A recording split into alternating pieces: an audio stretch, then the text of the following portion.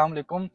This is Muzammil Abbas, currently master student हूँ Tokyo Japan में, और मेरे साथ हैं स्पेशल गेस्ट मोहम्मद असनैन, जो कि मैक्स एम्बेसी ट्रैक के विनर हैं और 2-3 साल से जापान में हैं। और इनसे हम इनकी डिटेल, जो इनकी स्ट्रेटजीज़ थी, इनके जो स्टेप्स थे, इन्होंने जो टिप्स यूज़ किए थे, तो आज हम इनसे सीखेंगे और इनसे हम गाइडलाइंस लेंगे। तो इस वीडियो में सबसे पहले हम पूछेंगे पूरा ओवरव्यू, इस प्रोसेस का पूरा ओवरव्यू क्या है, और उसके बाद हम एप्लीकेशन डॉक्यूमेंट्स के बारे में सीखेंगे, कौन से डॉक्यूमेंट चाहिए, फिर अटेस्टेशन के बारे में, जो कि कमेंट्स में आप लोगों के बहुत ज़्यादा क्वेश्चंस थे अटेस्टेशन के हवाले से, तो वो भी हम डिस्कस करेंगे। और उसके बाद जो है तो हम आएंगे इंपॉर्टेंट क्वेश्चंस की तरफ, जो कि डॉक्यूमेंट्स में है, और लास्टली हम रिसर्च प्लान पे डिटेल डिस्कशन करेंगे। तो जी अस्सलाम वालेकुम। वालेकुम सलाम। बस असलैन भाई कैसे हैं? जी, मैं तो ठीक हूँ, आप सुनाओ कैसे हो? अल्हम्दुलिल्लाह बेहतरीन बेहतरीन। अच्छा, तो आते हैं अपने डिस्कशन, जो हमारे टॉपिक्स हैं। सबसे पहला क्वेश्चन हमारा है कि पूरा ओवरव्यू क्या है इस पूरे प्रोसेस का, मतलब स्टार्ट से लेके एंड सिलेक्शन तक, क्या इसका प्रोसेस है? अच्छा, इसमें सबसे पहले आपने एक एप्लीकेशन सबमिट करनी है। उसकी लास्ट डेट मई 27 है। 27 मई, बिल्कुल। हाँ, उसके अलावा सेकंड स्टेप आएगा। सेकंड स्टेप फॉर एग्जांपल जो एप्लीकेशन प्रोसेस उसकी स्क्रीनिंग हो जाएगी, उसमें की सिलेक्शन हो जाएगी, तो नेक्स्ट जो है ना सेकंड स्टेप, स्टेप नंबर 2, वो उसका रिटन टेस्ट होगा। और रिटन टेस्ट क्लियर होने के बाद आपकी इंटरव्यू हो जाएगी। और इंटरव्यू होने के बाद फिर आपको 2 मंथ्स का टाइम दिया जाएगा। तो उसमें आपने यूनिवर्सिटी को टारगेट करना है, प्रोफेसर से कांटेक्ट करना है, उधर से आपने recommendation letter, sorry acceptance letter लेना है। एक्सेप्टेंस लेटर हाँ, यूनिवर्सिटी से या प्रोफेसर से? प्रोफेसर हैं जापानीज, उसको आपने ईमेल करना है कि हाँ, लेकिन ईमेल में आपने मेंशन करना है क्लियर कि मेरी सिलेक्शन हो गई है और मैं एमबीसी के थ्रू आ रहा हूँ। तो फिर जो है ना आपको प्रोफेसर रिस्पांस दे देता है, मेरे जो पर्सनल एक्सपीरियंस है। अदरवाइज फॉर एग्जांपल अगर आप यूनिवर्सिटी ट्रैक पे आते हो, उसमें इस तरह प्रोफेसर जापानीज प्रोफेसर रिस्पांस नहीं देते, लेकिन अगर आप उनको ईमेल में क्लियरली मेंशन करते हो कि मेरी सिलेक्शन हो गई है और ये एम्बेसी की तरफ से मैं क्लियर हूँ, तो अभी जो है ना आपसे मुझे एक्सेप्टेंस लेटर की ज़रूरत है और मेरे पास मतलब टाइम भी कम है, तो प्रोफेसर ऑलमोस्ट ज़्यादातर प्रोफेसर जो है ना आउट ऑफ 10 आपको 5 रिस्पांस आ जाएगा मेरे ख्याल में। नाइस। तो मतलब वो मैक्स की तरफ से एक लेटर इशू होता है ना? और वो प्रोफेसर की तरफ से होगा ना एक्सेप्टेंस लेटर। जो उसके मैक्स की तरफ से ऑफर लेटर आपको मिलेगा, या कोई इस तरह का जो कि आप प्रोफेसर को दिखाएंगे कि मैं सिलेक्ट हूँ, इस तरह का कोई नहीं लेटर नहीं होता है या नहीं होता? नहीं नहीं, आपने एमबीसी की फॉर एग्जांपल स्क्रीनिंग हो गई, एमबीसी से सिलेक्शन हो गया, हम्म, तो आप प्रोफेसर को बताएंगे और मे भी उसमें आपका एमबीसी भी आपको इशू करेगा कुछ रिजल्ट, आप जो है ना अटैच कर सकते हो। फॉर एग्जांपल आप जापानीज प्रोफेसर हो, मैं आपको अप्रोच करता हूँ बाई ईमेल, मैं आपको एप्लीकेशन सेंड करूँगा, अपना स्टडी प्लान वगैरह सब कुछ, लेकिन जो एप्लीकेशन आपने सबमिट किया है एमबीसी को वो सारा आप प्रोफेसर को करें, लेकिन उसमें स्टाम्प मेरे ख्याल में स्क्रीनिंग या कुछ फॉर एग्जांपल एमबीसी की तरफ से शायद आपको ईमेल भी आ जाएगा कि आपकी स्क्रीनिंग हो गई है, फर्स्ट स्क्रीनिंग जो है ना आपकी क्लियर हो गई, तो और उसका आप जो है ना स्क्रीनशॉट ले लें, वो अटैच कर ले जब आप प्रोफेसर को अप्रोच करते हो, तो मेरे ख्याल में प्रोफेसर को फिर जो है ना ये क्लियर हो जाएगा। और ये जो है ना एक आपका एप्लीकेशन जब आप अप्रोच करते हो जापानीज प्रोफेसर को, तो ये आपको एक्सेप्टेंस लेटर लेने में बहुत हेल्पफुल होगा। That's great. तो प्लेसमेंट फॉर्म हमने सबमिट कर दिया सितंबर में, तो उसके बाद हाँ, कोई स्टेप है? उसके बाद यही होगा कि फिर जो है ना आपने वेट करना है, और ये एम्बेसी नहीं है पाकिस्तान में, ये आपकी डॉक्यूमेंट जाएंगी फाइनल डिसीजन के लिए नेक्स्ट को। नेक्स्ट जो है ना सिर्फ उधर से अप्रूवल लेना पड़ेगा, और ऑलमोस्ट 99.9% हो जाता है, रिजेक्शन नहीं हो जाती। बस यहाँ से क्लियर हो गया, प्रोफेसर से एक्सेप्टेंस लेटर मिल गया, उधर जाएगा, बस उधर से बस 99.9% almost confirm. Okay, that's nice, thank you for sharing that. So अच्छा, तो इसके बाद जो है जैसे कि आपको ओवरव्यू डिटेल से हो गई होगी, इसके बाद जो है हमारे एप्लीकेशन के डॉक्यूमेंट्स हैं, जो कि रिक्वायर्ड मैंडेटरी भी हैं कुछ, और कुछ ऑप्शनल्स हैं। तो मैं आपको बता देता हूँ डॉक्यूमेंट्स की एक लिस्ट, फिर हसनैन भाई से हम कंफर्म भी कर लेंगे। तो डॉक्यूमेंट जो सबसे फर्स्ट नंबर पे है वो मार्कशीट है, और मार्कशीट के बाद सेकंड है एप्लीकेशन फॉर्म। एप्लीकेशन फॉर्म के बाद आपका आ जाता है रिसर्च या स्टडी प्लान, और उसके बाद जो आपकी बीएस है या आपने मास्टर्स किया हुआ है तो उसकी ट्रांसक्रिप्ट और साथ में डिग्री ये आ जाती है। और एक चीज़ आपने जहन में रखनी है कि आपने ओरिजिनल नहीं भेजनी, ठीक है। और फिर आ जाते हैं रिकमेंडेशन लेटर, जो कि आपने अपनी यूनिवर्सिटी के प्रोफेसर या आपने किसी हायर पोजीशन से रिकमेंडेशन लेटर लेना है। और उसके बाद आ जाता है एक ऑप्शनल डॉक्यूमेंट, जो कि एब्स्ट्रैक्ट कहा जाता है, जो कि आपने फॉर एग्जांपल बैचलर में थीसिस किया हो या मास्टर या का कोई रिसर्च पेपर हो, आपने उसका जो है तो आपने एब्स्ट्रैक्ट लिखना है। वो भी एक ऑप्शनल है, 1 पेज पे आप लिखें। साथ में अगर आपने कहीं जॉब की हुई है तो वहाँ से अपने एम्प्लॉयर से आपने एक रिकमेंडेशन लेटर लेना है। और इसके अलावा एक बहुत इंपॉर्टेंट एक और डॉक्यूमेंट है, वो है मेडिकल फॉर्म, जो कि एक मेडिकल सर्टिफिकेट भी कहते हैं, जो कि उनकी वेबसाइट पे अवेलेबल है। तो ये डॉक्यूमेंट्स हैं ज़रूरी जो कि आपने मस्ट भेजने हैं। हसनैन भाई यही है, इसके अलावा भी कोई है? यही है मैंडेटरी? हाँ, मेरे ख्याल में तो ऑल डॉक्यूमेंट्स ऑलरेडी आपने मेंशन किए हैं, ये सारे डॉक्यूमेंट्स हैं। लेकिन हाँ, कुछ जिस तरह आपने ये लास्ट डॉक्यूमेंट मेंशन किया है ना, हेल्थ सर्टिफिकेट, मेडिकल, हाँ ये उधर से डाउनलोड करें, हॉस्पिटल जाए, किसी उधर से स्टेप लेके और जो है ना साथ में सबमिट कर दे। तो मेरे ख्याल में ये ऑल डॉक्यूमेंट्स आपने कवर कर लिए। Thank you. अच्छा, इसके अलावा ये अटेस्टेशन की जो बात है, तो अटेस्टेशन कहाँ से हमें करनी चाहिए? एचईसी से या मोफा से अटेस्टेशन करेंगे या यूनिवर्सिटी से, कहाँ से करेंगे जो डॉक्यूमेंट्स की अटेस्टेशन है? अच्छा, अटेस्टेशन ये है कि आपने ओरिजिनल जो आपके डॉक्यूमेंट्स हैं उससे कापी करवानी है, और कापी करने के बाद आप जो है ना आपका जो प्रोफेसर होता है यूनिवर्सिटी में उसके पास स्टैम्प होता है, या आप जो है ना डीन्स के पास जाएं और जो आपका डिपार्टमेंट हेड होता है अगर वही कर सकता है तो सबसे बेस्ट है। अगर वो नहीं कर सकता, फुल प्रोफेसर जो है ना या एसोसिएट प्रोफेसर, वो भी जो है ना एक्सेप्टेबल है। अच्छा, तो इट मीन्स के अटेस्टेशन हमने प्रोफेसर से या यूनिवर्सिटी में किसी से भी करा सकते हैं, एचएससी या मोफा से ज़रूरत नहीं है। अच्छा, इसके अलावा बताएं कि अब जो वेबसाइट है उस पर कॉपीज मेंशन है, जो कि मेन स्क्रीन है उस पर 1 कॉपी रिक्वायर्ड है, जो कि अगर हम गाइडलाइंस में जाएं तो उसमें 2 कॉपीज मांगी हुई हैं। तो हम उस स्क्रीन पे जो है वही फॉलो करेंगे ना, 1 कॉपी? हाँ, 1 कॉपी ओरिजिनल। ओरिजिनल ओरिजिनल से आई मीन के कॉपी हो, कलर कॉपी करें और उस पर ओरिजिनल अटेस्टेशन होनी चाहिए। ओरिजिनल डॉक्यूमेंट्स आपने कभी भी नहीं भेजने क्योंकि वो रिटर्न नहीं होंगे। और इसके अलावा जो सीक्वेंस है, आप ये भी बता रहे थे, सीक्वेंस सीक्वेंस भी इम्पोर्टेंट है। हाँ, जापान में यही चीज़ तो आपको आपको पता होगा ना, आपका भी एक्सपीरियंस है। जापानीज लोग जो है ना बड़े हाई स्टैंडर्ड के लोग हैं। सब चीज़ जो है ना, मैंने भी जब डॉक्यूमेंट सबमिट करा था तो सीकिन जिस तरह आपने बात की ना, उसने मेरे ख्याल में वेबसाइट पे क्लियर मेंशन भी किया है। जिस टाइम मैं एप्लीकेशन अप्लाई कर रहा था उस टाइम मैंने रीड आउट किया था, तो मेरे ख्याल में जापानीज यहाँ पे यूनिवर्सिटी सारी जापानीज यूनिवर्सिटी में यही है। तो आपने सीक्वेंस में जो उसने मेंशन किया है, जिस तरह आपने बात की, सबसे पहले शीट फॉर्म आ जाता है और सेकंड पे जो आपने डॉक्यूमेंट्स लिस्ट आउट किए हैं तो सारे जो है ना एक सीक्वेंस में, लेकिन आपने उनको स्टेपल नहीं करनी है। विदाउट स्टेपल आपने विदाउट स्टेपल आपने भेजने हैं बेसिक को। हाँ, ठीक। ये सबसे इम्पोर्टेंट है। जो भी मेंशन है, जो भी प्रोसीजर मेंशन है वेबसाइट पे, उन्हीं को जो, हाँ, गाइडलाइन उसने जो दिए हैं वो गाइडलाइन को फॉलो करो, डीपली स्टडी करो, 3 टाइम 4 टाइम 5 टाइम स्टडी करो, उनको फॉलो करो। ठीक। चलिए, thank you so much for sharing that. अच्छा, आते हैं अपने हमारे जो क्वेश्चंस हैं, हमारा जो टॉपिक है आज का मेन, जो मेरे कंसर्न जो कि बहुत इंपॉर्टेंट है सिलेक्शन के लिए, उन क्वेश्चंस पे आते हैं, साथ में अपने टॉपिक है उस पे आते हैं। सबसे पहला क्वेश्चन है कि आपका पास्ट और प्रेजेंट फील्ड ऑफ स्टडी क्या है? ये एप्लीकेशन डॉक्यूमेंट में एक क्वेश्चन है, आपका पास्ट और प्रेजेंट फील्ड ऑफ स्टडी क्या है, तो इसके हवाले से क्या कहते हैं?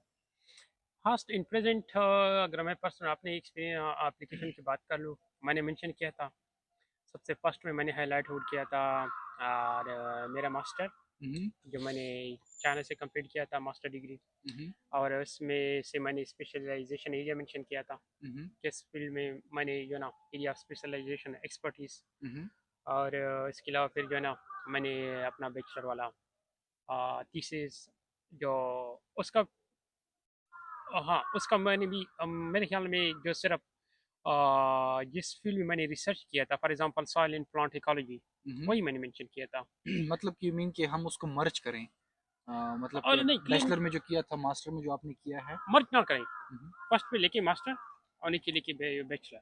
अच्छा, फर्स्ट पे मतलब उन्होंने कहा पास्ट एंड प्रेजेंट, मतलब पास्ट और प्रेजेंट भी कर सकते हैं ना, कि मतलब अपने बीएस के बारे में मेंशन करें या मास्टर्स के बारे में। आपकी बात भी ठीक है हाँ, कि पहले हम मास्टर की जो आपने रिसर्च किया हुआ है करंट, अब वो मेंशन करें, फिर पास्ट बैचलर का मेंशन ये करें। जापानीज थोड़ा इंग्लिश ये होती है, लेकिन आप जो ना जो स्टैंडर्ड इंटरनेशनल स्टैंडर्ड है उन्हीं को फॉलो करें ना। हाँ, रिवर्स क्रोनोलॉजिकल ऑर्डर हाँ, में। क्रोनोलॉजी रिवर्स, हाँ अच्छा, तो वही पहले आपने अगर फॉर एग्जांपल मास्टर में कोई रिसर्च किया हुआ है तो वो मेंशन करें, फिर जो बैचलर में किया है। क्योंकि अगर आपने मास्टर नहीं किया तो मेरे ख्याल से फिर बैचलर का ही काफी है उसमें, राइट? हाँ बैचलर का भी है ना, लेकिन काफी मेंशन है। करें, अगर आपने मास्टर किया है तो मास्टर जरूर मेंशन करें, और हम्म। फिर जो है ना आप बैचलर मेंशन करें। अच्छा, ठीक हो गया। नेक्स्ट क्वेश्चन जो हमारा है वो है कि आप ने कोई पब्लिकेशंस किए हों या कोई बुक पब्लिश किए हों, उसके टाइटल्स लिखें, स्टेट करें, तो उसके बारे में आपका क्या ख्याल है? उसमें कुछ डालना चाहिए अगर पब्लिकेशन हो या ना हो? अच्छा, वो मेरे ख्याल में क्वेश्चन नंबर 13 आता है हम्म, एप्लीकेशन फॉर्म में। हम्म, टाइटल्स ऑफ योर पब्लिकेशन, कुछ रिसर्च, आपकी कुछ बुक्स पब्लिश हो ना। तो मैंने तो अपने सारे जो प्रोजेक्ट्स किए थे चाइना में, मैंने पार्टिसिपेशन की थी सेवरल रिसर्च प्रोजेक्ट्स में, वो मैंने मेंशन किए थे। और मेरे जो पब्लिकेशन थे जो ऑलरेडी पब्लिश थे और जो ऑनगोइंग थे, वो सारे मैंने मेंशन किए थे। तो पब्लिश जो थे वो तो मैंने, हाँ वो मैंने टॉप पे लिखे थे शायद, और जो ऑनगोइंग थे वो मैंने नीचे लिखे थे उनके। तो मतलब अगर पब्लिश ना भी हो तब भी डालने चाहिए हाँ डाली चाहिए, इम्प्रेशन ज़रूर के लिख लिए। दे, ज़रूर लिख दे। मैंने हम्म, सारे जो है ना इन प्रोग्रेस वाले में सारे मेंशन किए थे। चलें, ग्रेट हो गया। अच्छा, इसके बाद एक और क्वेश्चन है कि what things trigger you to come to Japan, कौन सी चीज़ें आपको मोटिवेट करती हैं, आपको ट्रिगर करती हैं कि जापान आने के लिए? तो उसमें हम क्या लिख हमें स्टूडेंट्स को क्या लिखना चाहिए उसमें? अच्छा, तो आपने क्वेश्चन की ये, हाँ ये जो हम पहले बता रहे थे ना एप्लीकेशन फॉर्म में, ये क्वेश्चन इम्पोर्टेंट है, हम्म बहुत इम्पोर्टेंट है, वेरी हम्म वेरी इंपॉर्टेंट। हम्म और इस पे आपकी सिलेक्शन हो जाएगी मेरे ख्याल में, यही है, और एक रिसर्च प्लान है। तो उसमें जो आपने क्वेश्चन हाईलाइट आउट किया है, what was the trigger trigger, hmm hmm तो उसमें जो मैंने अपना आंसर दिया था, हम्म उसमें मैंने हाई क्वालिटी एजुकेशन की बात की थी। हाई क्वालिटी एजुकेशन है। हाँ हाई ओके। क्वालिटी एजुकेशन बात की थी, जापान का आपको भी पता है। हम्म वेल पाकिस्तान में भी इनका वैल्यू है, हम्म स्पेशली जापान की। हम्म तो उसमें रिलेवेंट रिसर्च जो अपॉर्चुनिटी थी, फॉर एग्जांपल मेरा तो एग्रीकल्चर रिसर्च एरिया था, तो उसमें मैंने बायो ऑर्गेनिक्स जो मेरा मैंने प्रपोजल जो लिख रिसर्च, हम्म तो वही मैंने यहाँ पे कनेक्ट भी किया था हम्म कि जापान में जो हम्म मेरा रिसर्च है, जापान में इसका क्या वैल्यू है, मतलब हम्म अभी इस पे कौन सा काम हो रहा है। मुझे तो जापान थोड़ा एडवांस लगा हम्म कि हाँ मैंने चाइना में ये रिसर्च किया था, तो टेक्नोलॉजी उधर थोड़ा लिमिटेशन थी, और जापान में इस टेक्नोलॉजी पे काम हो रहा है। तो मैं बहुत इंटरेस्टेड हूँ कि मैं भी अपना थोड़ा स्किल जो है ना फर्दर अपडेट करूँ। तो इसके अलावा मैंने फिर जो है ना, आप जापान कॉन्फ्रेंस वगैरह की अपॉर्चुनिटी ज़्यादा हो जाती हैं, तो मैंने यही भी बात की थी कि, और इसके अलावा मैंने लैब यहाँ पे, आपको अभी एक्सपीरियंस होगा, प्रोफेसर जो है ना 1 to 1 आपकी भी मीटिंग हो जाती है। लेकिन चाइना में डिफरेंट है, वेरी करता है, मेरी यूनिवर्सिटी में तो इतनी नहीं थी। यहाँ पे वीकली भी आपका होता है, सेमिनार होता है। तो ये कुछ स्किल थे जो मैंने कहा था कि मैंने ये स्किल जो है ना पहले मुझे अपॉर्चुनिटी नहीं मिली है इतनी, तो ये भी हेल्प आउट हो जाएगा मेरे लिए। स्पेशली कॉन्फ्रेंस की भी मैंने बात की थी। हाँ इसके अलावा फिर मैंने कल्चरल कुछ बात भी की थी। मैं भी जापानीज के कल्चर में बहुत ज़्यादा इंटरेस्टेड हूँ। जापान का एक यूनिक कल्चर है अपना, और डिसिप्लिन की भी कुछ बात की थी कि थोड़ा। और इसके अलावा हाँ, बस टेक्नोलॉजी टेक्नोलॉजी फिर मैंने कनेक्ट की थी अपनी रिसर्च फील्ड के साथ। यही चलें, थोड़ा थैंक यू। इंपॉर्टेंट अच्छा, पॉइंट तो है। जितना मुझे समझ आया आपकी बातों से, सबसे फर्स्ट पॉइंट जापान की हाई क्वालिटी एजुकेशन है, और सेकंड नंबर पे आ जाती है कि आपने जो रिसर्च किया हुआ है, आपने जो प्लान बनाया हुआ है, उसको आप जापान में हाईलाइट करें कि जापान में इस पे बहुत ज़्यादा काम हो रहा हम्म। है। तो ताकि उसकी एक इम्प्रेशन पड़े कि आप जापान में रिसर्च के लिए, क्योंकि यहाँ पे पोजीशन अक्सर रिसर्च के होते हैं, हम्म। तो आपने रिसर्च को ज़्यादा हाईलाइट करना है ट्रिगर वाले पॉइंट में। और थर्ड नंबर पे यहाँ की जो कल्चर है उसको भी हाईलाइट करना है आपने, साथ में यहाँ की एडवांसमेंट और कॉन्फ्रेंसेस वगैरह यहाँ पे काफ़ी अपॉर्चुनिटीज़ देते हैं स्टूडेंट्स को, तो आपने उन चीज़ों को इस क्वेश्चन में ज़्यादा से ज़्यादा हाईलाइट करना है। अच्छा, और थैंक यू। एक एक और पॉइंट मैंने मेंशन किया था, जी जी। Japan security. सिक्योरिटी। हाँ ये भी मैंने मेंशन किया था, मुझे याद आ गया। तो हाँ। Japan is a very secure and safe country, so you should also mention that as well. Hmm. तो अच्छा, तो आते हैं अपने नेक्स्ट क्वेश्चन की तरफ कि आपने जापान को अपना डेस्टिनेशन क्यों चूज़ किया अपने जो है तो मास्टर्स या पीएचडी के लिए? तो इस बारे में आपका क्या पॉइंट ऑफ व्यू है, और आपने अपने टाइम पे क्या इसमें इनपुट्स दिए थे?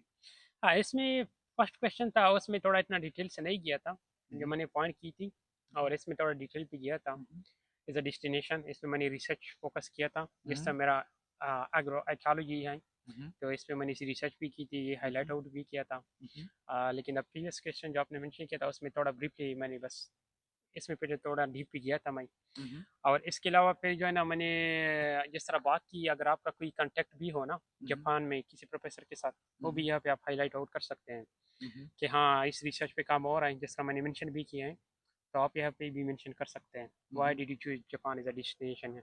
ये हम्म आपका, क्योंकि आपका मेन गोल यही है, हम्म रिसर्च भी यहाँ पे काम आओगे, यहाँ पे आपका मतलब एक मेन गोल जो है, और ये आपसे एक्सपेक्टेशन भी यही करता है। इसके हम्म जो नेक्स्ट क्वेश्चन आएगा ना, हम्म उसमें फिर जो है ना कंट्रीब्यूशन की बात आएगी, तो इसी वजह से ये क्वेश्चन उनके साथ कनेक्टेड है। और हम्म इसके अलावा फिर जो है ना मैंने प्रोफेशनल डेवलपमेंट अपॉर्चुनिटी की बात भी की थी हम्म कि यहाँ पे मेरा स्किल जो है ना फर्दर, जिस तरह मैंने प्रीवियस क्वेश्चन में आपको बताया भी है ऑलरेडी, हम्म कुछ स्किल जो मुझे चाइना में या अपने कंट्री में नहीं मिल गए थे। जापान का एजुकेशन सिस्टम थोड़ा एडवांस है, तो यहाँ पे मुझे अपॉर्चुनिटी भी मिल जाएगी। यहाँ पे आपको भी एक्सपीरियंस है, प्रोफेसर आपके साथ हेल्प आउट करता है, अगर आपका कोई इश्यू है वो आपके साथ ले भी में काम करेगा मतलब। तो आप जो है ना मतलब प्रोफेसर के साथ काम करके बहुत कुछ प्रैक्टिकली सीखोगे, और यही अपॉर्चुनिटी मुझे अनलकली नहीं मिल गई है। चाइना में भी मैं रह चुका हूँ, लेकिन यही अपॉर्चुनिटी मेरे ख्याल में आपको जापान में मिलेगी। नाइस। और इसके अलावा मैंने बात की थी फील्ड ट्रिप यहाँ पे होते हैं, कॉन्फ्रेंस होती हैं, तो यही सारी चीज़ें जो है ना मैंने हाईलाइट की हुई होती है। अच्छा, तो सबसे मतलब कि जो इम्पोर्टेंट चीज़ है कि आपने जो प्रोफेसर है, जो यूनिवर्सिटी चूज़ की है, आपने वो सबसे इम्पोर्टेंटली वो हाईलाइट करनी है, क्योंकि आप आ रहे हैं यहाँ पे रिसर्च के लिए। तो आपका ऑलरेडी जो है तो किसी प्रोफेसर या यूनिवर्सिटी को चूज़ आपके जहन में हो, आप उसको ज़रूर मेंशन करें कि यार इस यूनिवर्सिटी में ये रिसर्च हो रही है जो कि बिल्कुल मेरे फील्ड के रेलिवेंट है और मैं इसी में अपने जो रिसर्च है परस्यू करूँगा। तो आपने वो इस चीज़ में जो है अपने हाईलाइट करना है। साथ में कॉन्फ्रेंसेज और हाई टेक लेबॉर्ट्रीज हैं यहाँ पे, और साथ में प्रोफेसर्स यहाँ पे जितने होते हैं वो आपके साथ फुली कोऑपरेटिव होते हैं और आपके साथ सपोर्ट करते हैं, जस्ट लाइक एज आप जैसे उनके लिए एक न्यू भी हैं इस फील्ड में आप। चलें, thank you so much for sharing that. और हाँ, इस इसमें एक और चीज़ भी थी, हम्म, नेटवर्किंग इवेंट्स अपॉर्चुनिटी भी हैं। हम्म, यहाँ से जापान से मैंने मेंशन किया था कि मैं दूसरी कंट्री को भी ट्रेवल इजीली कर सकता हूँ। हम्म, यही भी हमारे पाकिस्तानी की थोड़ा रिस्ट्रिक्शन है दूसरी हम्म, कंट्री से। फॉर हम्म, एग्जांपल अगर आप चाइना की बात करें दूसरी कंट्री की, जापान से आप दूसरी कंट्री में इजीली जा सकते हैं compare to hmm. Other country. जी, जी। तो मतलब कि पाकिस्तान के लिए जापान जब वीज़ा लग जाता है जापान का, तो जापान का पूरे ऑल ओवर द वर्ल्ड एक ब्रांडेड नेम है। तो उस नेम की वजह से आपको काफ़ी कंट्रीज़ में आपको एक समझ ले आपको एक स्पेस मिल रही होती है जापान की नेम की वजह से। तो दैट्स आल्सो ग्रेट आइडिया। और इसके बाद एक और क्वेश्चन है हमारा कि आप जापान जब आएंगे तो आप जापान की सोसाइटी को क्या कंट्रीब्यूट करेंगे और पाकिस्तानी सोसाइटी को और कंट्री को क्या कंट्रीब्यूट करेंगे, तो उसके बारे में आप क्या कहते हैं? अच्छा, मेरा जो अपना मैंने एप्लीकेशन लिखा था, हम्म, तो उसमें मैंने यही हाईलाइट आउट किया था। उस टाइम तो मैंने बस अपना फ्यूचर प्लान भी बनाया था। हम्म, एप्लीकेशन की बात की सब बात है कि मैं फॉर एग्जांपल जापान से फारग होकर पाकिस्तान में एज लेक्चरर में भी हम्म, यूनिवर्सिटी के साथ काम करूँगा। तो हम्म, उनमें यही फ़ायदा होगा कि मैं फॉर एग्जांपल कोई वहाँ पे अगर मैं लैब अपना एस्टेब्लिश डेवलप करता हूँ, हाँ स्टार्टअप हम्म, करता हूँ पाकिस्तान में, हम्म, तो वही पे ऑलरेडी मैं ये कोलेब्रेशन है यहाँ पे जो सीखा है, मैं हम्म, उधर जो है ना स्टूडेंट जो है ना हम्म, उनके साथ प्रैक्टिकली एक तो वो है कि वो जो यहाँ से सीखा है प्रैक्टिकल हम्म, वही उधर शेयर करूँगा। हम्म, और इसके अलावा मेरा कोलेब्रेशन भी होगा हम्म, जापानीज प्रोफेसर के साथ प्रोजेक्ट्स में। फॉर एग्जांपल कुछ प्रोजेक्ट्स हम्म, अगर हम इकट्ठा करना चाहते हैं वो मतलब अगर हम लोकेशन डिफरेंट करना चाहते हैं, फॉर एग्जांपल जापान में ऑलरेडी कुछ प्रोफेसर काम कर रहा है लेकिन वो लोकेशन डिफरेंट लोकेशन चूज करते हैं, हम्म, वो सेम प्रोजेक्ट करते हैं लेकिन डिफरेंट लोकेशन में, हम्म, तो हम मतलब कोलेबरेटिवली काम कर सकते हैं इस पे। हम्म। और इसके अलावा तो आपने काफ़ी इंपॉर्टेंट पॉइंट यहाँ पे हाईलाइट किया कि जब भी आप इस क्वेश्चन को फिल करेंगे आप पाकिस्तान की या जापान की सोसाइटी को कैसे कंट्रीब्यूट करेंगे, तो सबसे इम्पोर्टेंट चीज़ ये आ जाती है कि आपने ये भी चीज़ मेंशन करनी है उसमें कि मैं पाकिस्तान जो है तो वापस आऊँगा, और पाकिस्तान में आके मैं पाकिस्तान में एज एम्बेसडर काम करूँगा और पाकिस्तान में मैं अपनी फील्ड में कंट्रीब्यूट करूँगा। मतलब कि फॉर एग्जांपल मैं प्रोफेसर बन जाऊँगा या मैं अपनी कोई लेबॉर्ट्री जो है तो इस्टेब्लिश कर लूँगा, और फिर मैं जापान की इसी यूनिवर्सिटी के साथ या किसी और यूनिवर्सिटी के साथ जो कि मैंने यहाँ पे लैंग्वेज भी सीखी होगी, यहाँ पे मैंने बहुत कुछ सीखा होगा, तो मैं कोलैबोरेटिव एक दरमियान में ब्रिज का काम करूँगा। और साथ में पाकिस्तान के हवाले से आप ये कह सकते हैं कि पाकिस्तान से मैं आ रहा हूँ तो मैं पाकिस्तान के जो कल्चर है या जो पाकिस्तान का एजुकेशन सिस्टम है वो मैं जापान में भी इंट्रोड्यूस करूँगा, और मैं यहाँ पे आके भी मैं पाकिस्तान के साथ लोगों की कोलैबोरेशन करूँगा।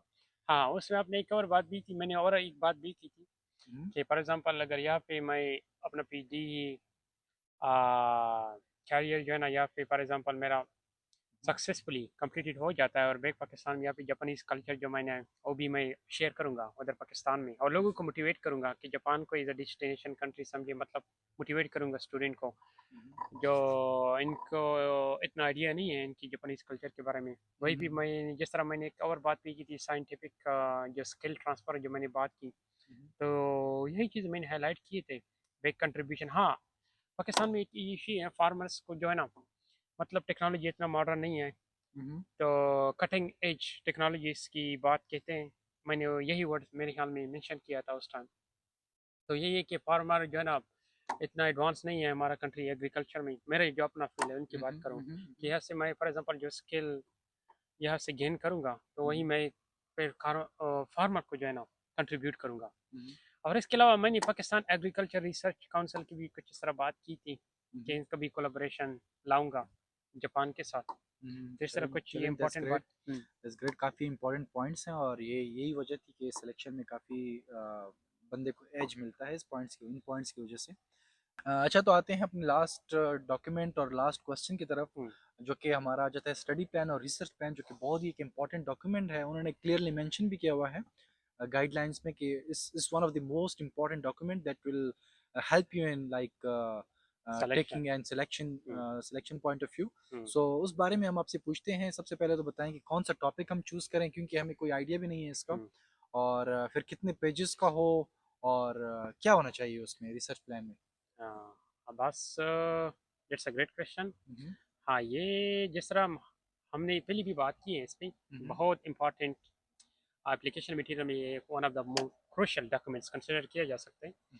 तो ये इस तरह कर ले जिस तरह मैंने आपको पहले भी बता दिया, अगर आपका कोई कांटेक्ट है यहाँ पे प्रोफेसर के साथ, वो आप मेंशन भी करें साथ में कि ये प्रोफेसर को मैंने ये इस प्रोजेक्ट पे काम कर रहा है, और इस प्रोफेसर के साथ अगर आपका कोई कांटेक्ट है तो ठीक है, तो आप या वो लिख भी सकते हैं कि हाँ यहाँ पे मैं इस लैब में इंटरेस्टेड हूँ, और फॉर एग्जांपल अगर मैं सेलेक्ट हो गया तो मैं इस प्रोफेसर के साथ इस प्रोजेक्ट पे काम करूँगा, ठीक है। लेकिन अगर आपका कांटेक्ट हो गया प्रोफेसर के साथ तो ठीक है, तो सबसे बेस्ट है। तो आप अगर नहीं है, कोई कांटेक्ट नहीं है किसी प्रोफेसर के साथ, तो आप तो फिर ऑप्शन यही होगा कि अपने फील्ड के साथ चूज करें, उस पर बना दें। लेकिन आप उधर ऐड भी कर सकते हैं कि हाँ यही लैब पे ये इस रिसर्च प्रोजेक्ट पे काम हो रही है। फॉर एग्जांपल अगर ये आप फॉर एग्जांपल हमारी यूनिवर्सिटी हो गई, दूसरी यूनिवर्सिटी हो गई, तीसरी दूसरी, मतलब जितनी भी यूनिवर्सिटी है आप फिर मेंशन कर दे कि इस यूनिवर्सिटी में ये प्रोफेसर जो है ना इस रिसर्च पे काम कर रहा है, और इसके मुताबिक मैंने ये प्लान जो है ना बनाया है। अगर मेरी सिलेक्शन हो जाती है फिर मैं इन 3-4 यूनिवर्सिटी में से एक यूनिवर्सिटी में एडमिशन, क्योंकि आपको यूनिवर्सिटी प्लेसमेंट फॉर्म दिया जा सकता है, उसमें आप थ्री यूनिवर्सिटी को आपने चूज करना है। बिल्कुल। तो ये आप जो है ना फिर लिख सकते हैं, लेकिन उसमें फिर अभी आता है कि बनाना किस तरह रिसर्च प्लान। तो मैंने जो अपना एक्सपीरियंस शेयर करूं, उसमें मैंने इस तरह बनाया था, अगर मुझे याद है। और उसमें मैंने थोड़ा Q1 जर्नल आर्टिकल देखे थे, कुछ जो मेरे फील्ड के थे। उसमें मैंने पहले टाइटल लिखा था। टाइटल टाइटल जाओ, अगर किसी का एक्सपीरियंस नहीं है, फर्स्ट जो है ना कुछ आर्टिकल रीड आउट कर लो। ये तो सबसे इम्पोर्टेंट, कुछ स्टूडेंट को एक्सपीरियंस नहीं होता ना। और article concise, sorry title concise होना चाहिए, लेंथ नहीं हो जाना चाहिए। उसका मेरे ख्याल में 18 to 25 कुछ इट्स लिमिट है ना। और उसके अलावा फिर मैंने अपना एक ग्राफिक डिज़ाइन बनाया था, क्योंकि वो जो है ना और ऑल व्यू देता है आपका प्रोजेक्ट किसके बारे में है। मतलब फॉर आपने एग्जांपल ग्राफिकल ओवरव्यू दिया था पूरे ग्राफिकल, अपने हाँ, प्रपोजल का। ग्राफिक डिज़ाइन में से बोल, हाँ। आप फॉर एग्जांपल देख के जो है ना पता चल जाता है। फॉर एग्जांपल किसी के पास टाइम नहीं है, अगर ये फॉर एग्जांपल प्रोफेसर को पूछते हैं तो मतलब उससे आइडिया मिल जाता है। तो उसके अलावा फिर मैंने PhD रिसर्च, कुछ मेरा जो गो थीम्स थे वो मैंने मेंशन किए थे। लेकिन अगर आप लिख सकते हैं तो ठीक है, कुछ स्टूडेंट नहीं लिखते। मैंने पर्सनल अपने एप्लीकेशन में ये चीज़ें हाईलाइट आउट की थी। और जर्नल और की आप बात कर लें तो यही पे टाइटल, ग्राफिक डिज़ाइन मैं यही रिकमेंड करूँगा। जो आपके व्यूवर्स है जो देख रहे हैं, मैं उनको भी यही रिकमेंड करूँगा। PhD रिसर्च थीम के बारे में लिखें, फिर इंट्रोडक्शन आ जाती है, मेथोडोलॉजी मेंशन करें। और फॉर एग्जांपल अगर किसी प्रोफेसर ने काम किया है जो जिसको आपने टारगेट किया है यहाँ पे जापानीज, उसकी मेथोडोलॉजी लेब्स के लिए वही तो इम्पोर्टेंट होगा। तो इसके अलावा फिर आ जाता है एक्सपेक्टेड आउटकम, ये प्रोजेक्ट जो आप कर रहे हैं इसका आउटपुट क्या होगा, कंट्रीब्यूशन। तो फिर जो है ना इसमें आ जाती है रेफरेंस। ये इतनी लेंथी भी नहीं लिखनी कि बहुत ज़्यादा लिखते, इतने कम भी नहीं होने। मतलब ये मुझे प्रोफेसर भी लास्ट टाइम बता रहा था, कुछ स्टूडेंट जो है ना बहुत ज़्यादा लिख जाते हैं। तो हमारे प्रोफेसर यूज समझेगा कि इसने तो बहुत स्टडी की है, बहुत से पेपर, मैटर नहीं करता।